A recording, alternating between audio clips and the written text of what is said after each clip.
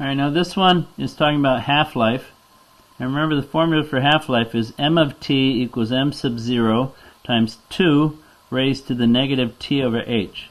Now m sub 0 is the initial starting amount of mass or weight of your object or element, and m of t is how much of the element you have left after time t. Now remember, h is a number that's called the half-life. It's the amount of time it takes for the element to reduce to half of what it originally was. Alright, so here they give you time is 48, and they give you the initial amount is 250 milligrams, and they want to know how long will it take for it to, or what is the half-life, and they tell you it will, they say they want you to figure out the half-life when you know that after 48 hours it becomes 200 from 250. So you plug 200 in here for m of t, you plug 250 in for m sub 0, and you plug 48 in for t. So you want to isolate that exponential, so you divide by 250, and you get 0.8 equals this. And now you can rewrite this using rule 1. Log base 2 of 0.8 equals the exponent. And then if you multiply both sides by h, the h cancels on the right, and you get h times this thing on the left. And then if you divide by this log, you get h all by itself. And that guy gives you 149.0102, which is how long it will take for this object to become half of what it is. And what that means is this one started at 250, so 149 hours later it'll become half of that, 125. And then another 149 hours later it'll become half of that, 62.5. Another 149 hours will become half of that, which is 31.25, and so on. It becomes half each time. Alright, so this one says after 3 days a sample of radioactive radium-222 has decayed to 58% of its original amount. What is the half-life? Well, I found that it's easy if you just pick some starting amount. It doesn't matter what amount you pick, but you just pick a starting amount to be, I picked 100 grams, pick a nice round number. And then it decays to 58% of what it was. Well, 58% of 100 is 58. And we know that that's m of 3, because time is 3. It becomes 58% of what it was. So now we know m of t is 58, m sub 0 we picked to be 100, and t is 3, and we need to figure out what h is, then we'll know what the half-life is. So first thing is I divided by 100, and I got 0.58 equals 2 to that power. And now I used rule 1. Log base 2 of 0.58 equals the exponent. Then, like on the last problem, I multiply both sides by h, and the h cancels on the right, and on the left you get h times the log here. Then I divided both sides by the log, and I get h equals this guy over this log. When you calculate that, using change of base formula and all that, you get 3.817, and that is your half-life. So now you know what h is. Now B says how long will it take for it to decay to 20% of its original value. So I said again, let m sub 0 be 100 grams, and then m of t will be 20 grams, because that's 20% of 100. And so we let 20 equal 100, 2 to the negative t, and we know what h is. It's 3.817. So we're not going to try and figure out what t is.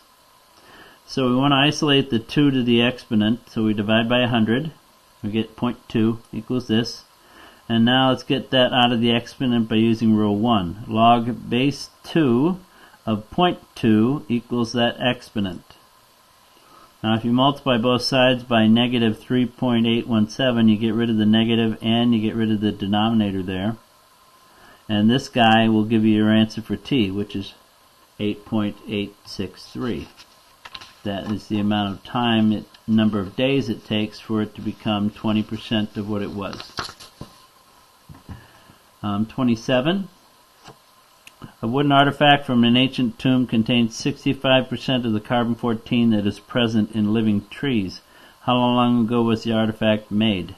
Well, the half-life of carbon-14 is 57.5 5,730 years. So we know H is 5730, and they want to know how long before it becomes 65% of what it was. Well, let's let m sub 0 be 100 grams of carbon-14, and then 65% of that is 65 grams. And so now you let your weight be 65, you let your starting amount be 100, you let your half-life be 5730, and you're solving for t here. So you divide by 100, and we use rule 1 here. Log base 2 of 0.65 equals the exponent. Then I multiply both sides by negative and by 5730. That'll cancel the negative and the 5730 on the right. On this side you get t equals 3561.128, which is the number of years it takes for this.